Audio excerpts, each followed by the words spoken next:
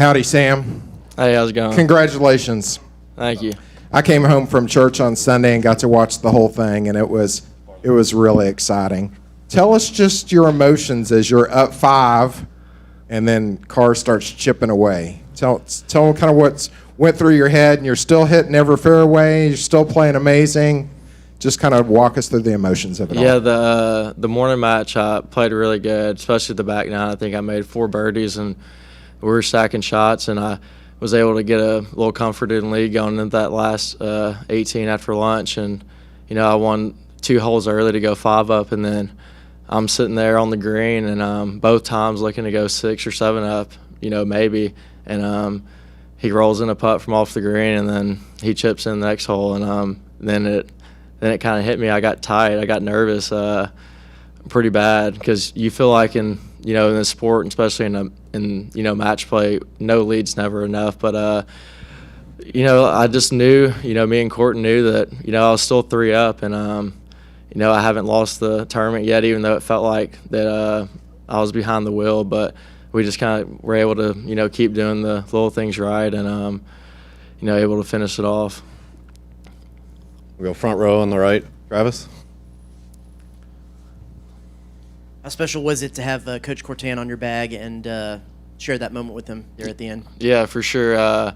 He needs to get just as much credit as I do, because if it wasn't for him, I wouldn't have this Havemeyer trophy sitting right here. I mean, he from first to us talking about freshman, sophomore year, what it takes to win a golf tournament, to running Kyle Fields in the morning after missing workouts, to me going in his office at 8 a.m. and telling him, hey, we need to talk, or calling him late at night, hey, I did this, like, what do I do? He's helped me so much, not just in, the golf aspect with hitting shots and winning tournaments, but, life stuff. And he's like my dad and best friend. So for us being able to share that moment, is pretty cool for both of us. And there was no one else that I'd want to share that with. And, he's incredible, and he had so much pressure on him this week. I mean, I know there's a few times we would be reading a putt, and I'd be like, what do you think? And he would kind of smirk, take a look, and then read it again. I'm like, dude, Courtney, just tell me what to do. I don't care. Like, I trust you. I was like, just tell me what to do. And then, hit this shot, 160, hit a little cut 8-iron, or 170, you hit it. And then his favorite is I always ask him before I hit it, I'm like, I can hit it, huh? He's like, it's just a good one. I don't think he wants me swinging too hard. But for us being able to share this moment from, all the 5 years we had together to bring this back to College Station, it's cool for both of us. We'll go third row on the right on the aisle. Richard? Sam, who are some of the people that have reached out to you since winning this trophy, whether it be from the golf world, Texas A&M, or beyond, that have really, raised your eyebrows? Yeah, the whole town of Madisonville, and then obviously Aggieland and the 12th man, and, football players, some past USAM champs, a lot. I still haven't got quite the time to respond to a few of them, but I will in the next few days. But, yeah, there's been a few amount of people reach out. We'll go back behind the lights on the left. Nicole? Hey, Sam, what does this mean moving forward? Has it sunk in that, you're going to the Masters and the Open and the U.S. Open? Yeah, that's going to be cool. But right now, I think it hasn't sunk in yet, because I just got back to College Station and then had to move into my new house, and then had to get my books, go to class this morning, and kind of do all that. And then we got, workouts coming up and qualifying, and then we leave for our first tournament and on September 9th, so my focus is solely on that. But, once I'm able to sit back and get moved in, get everything figured out with scheduling, and kind of get back on the normal schedule with my teammates and coaches, and I'll kind of be able to relax and, I think, realize what I've accomplished over the past week. We'll stay back behind the lights on the right. Justin? Is your name next to Tiger on that thing? Close enough. Close enough. Just to have your name on it, and having, the tradition of that trophy sitting there, what you kind of wrap your mind around that? Yeah, it's cool. I was anxious. I wanted to hear some of the stories this thing's been through. I'm sure there's some pretty cool ones. But yeah, sitting here and seeing Tiger 3 times, and Arnie, and all the way back to Francis we met. Having that, I played at the U.S. Open where he was kind of the headline there, and then just everybody else on here. It's pretty cool to see Sam Bennett on there and be a part of that. We'll stay in the back on the right, Ben. You kind of touched on it a little bit ago, but just what's this last, I guess, 72 hours, whatever it's been since you've won the trophy, been like kind of, this ultimate high, and then now you're just going back to classes, just like normal routine. What's just that whole time been like? Yeah, it's been great. I got back and, all my buddies and the team and, my friends came over and we were able to celebrate and have a good time. And then it's been hectic with, as far as emails and filling out compliance forms and getting DEXAs and all that stuff and, this. But, I wouldn't change it. It's been incredible. But, yeah, the transition is definitely a little tough. But it'll be fine. I can be busy for a little bit. We'll go back behind the lights to the right, Justin. Saying when you're rolling like that in those quarterfinal matches, 6 and 5? You're playing pretty dang good golf. How'd you kind of stay in the moment and not say like, all right, this? I saw you said a tweet like, I'm the dog in this race, but how'd you kind of stay in the moment and know, hey, I still got to go take care of business, even though you were playing really good golf?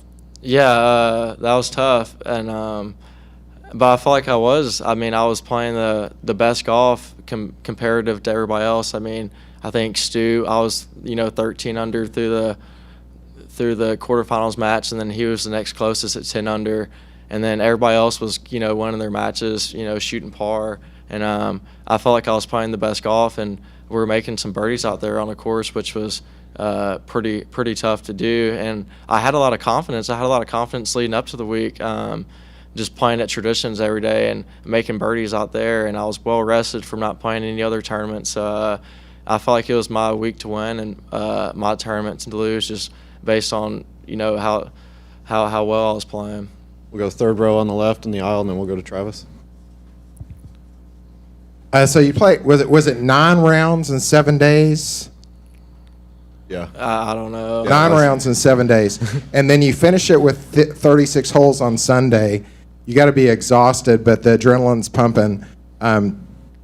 What carried you through? And also, can you tell me what was the shot that you'll remember most of the tournament?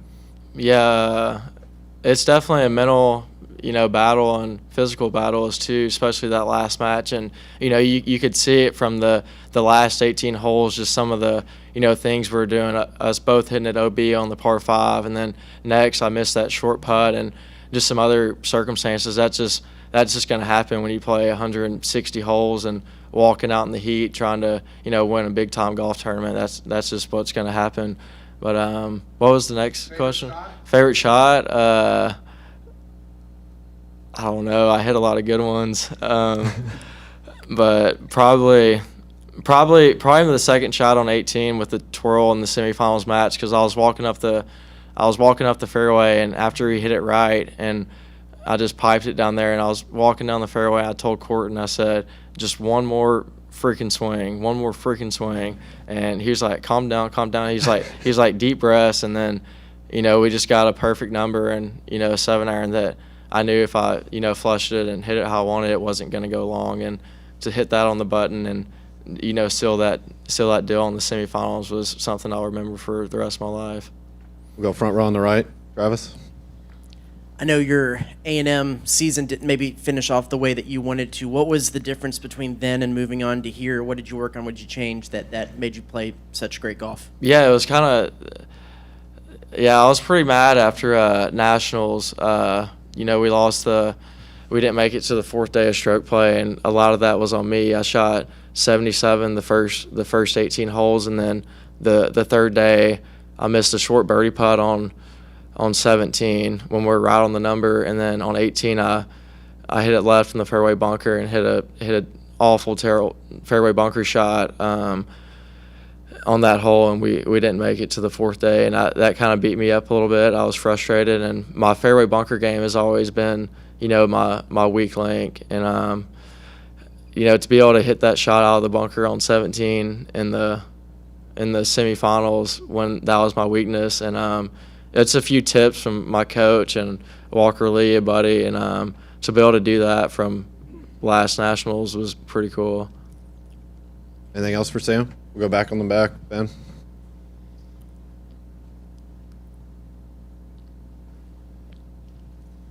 Sam, I know you talked a little bit about it after the match on the broadcast, but just having the time to reflect on the victory and celebrating with your family. Just what do you think this moment would have meant to your dad, and for him to be able to see you, have this obviously amazing accomplishment, a game that he grew up giving you the love for it?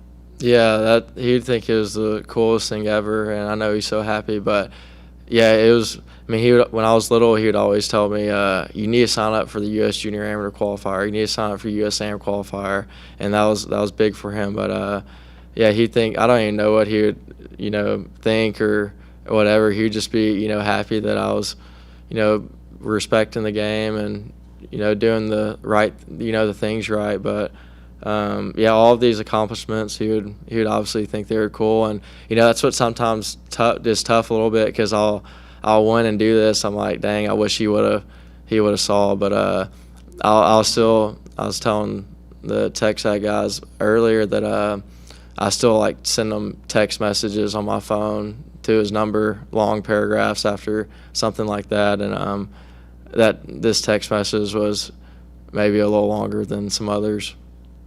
We'll go front row on the right, Brent.